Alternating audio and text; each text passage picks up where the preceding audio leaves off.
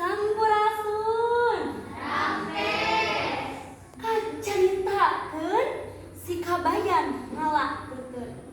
Ieu caritana teh si Kabayan teh jalma hablum pagaweanana hees ti beurang. Dina hiji poe si Kabayan dititah ngalakeukeun ku ninina. Ieu cenah ceuk si nini.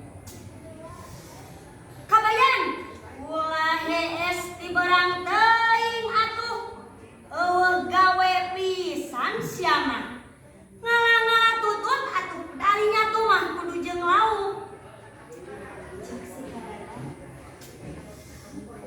Kamana ngalana? Cek si nini. Make jeung kamana? Tuh kaitu tuh ka sawah rancang nu meunang ngagaruk geraju.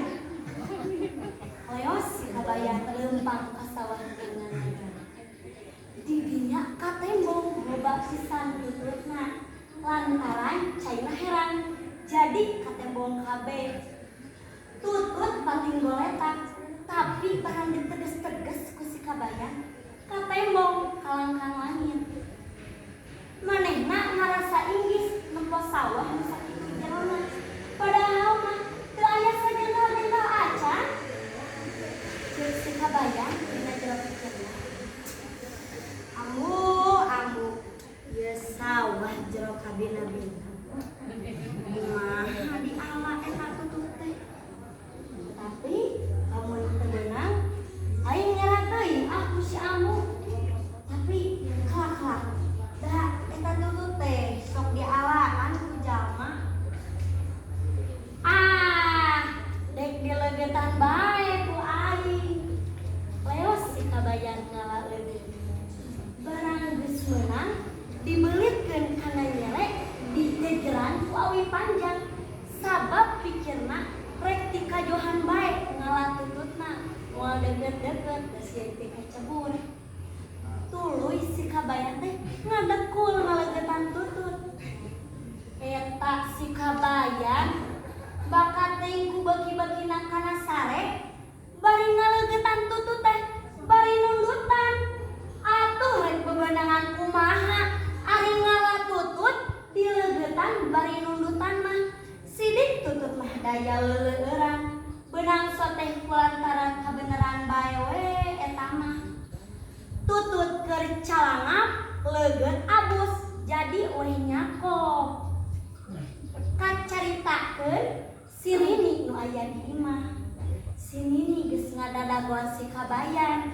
Malahan mah si Nini geus ngalak salam, ngalak sereh, teu jeung koneng keur ngasakan tutut. Kulantaran lila wae si Nini ngarasa kesel.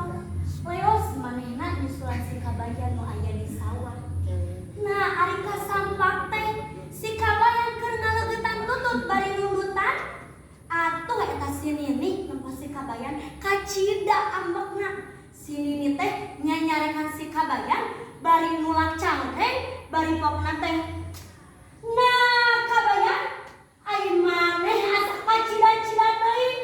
Pira ku ngala tutut dileugetan bari nundutan mah. Ari kitu carana mah rek bebeunangan kumaha atuh eta teh. Si Nini kacida ambekna ka si Kabayan. Si Kabayan tadi sundungkeun brus teh ancur ka sawah. Nah, ari pok teh ceuk si Kabayan. Eleuh geuning Nini, sugan teh mah jero we da ka tembong langit. Pai teh geuning beet. Tah geuning sadaya matakan urang jadi jalma ulah kawas si Kabayan. Bodoh katontoloyong cik atuh urang mah ulah bodoh katontoloyong mending keneh bodoh alewo barjeng loba tatanya. Tah sadaya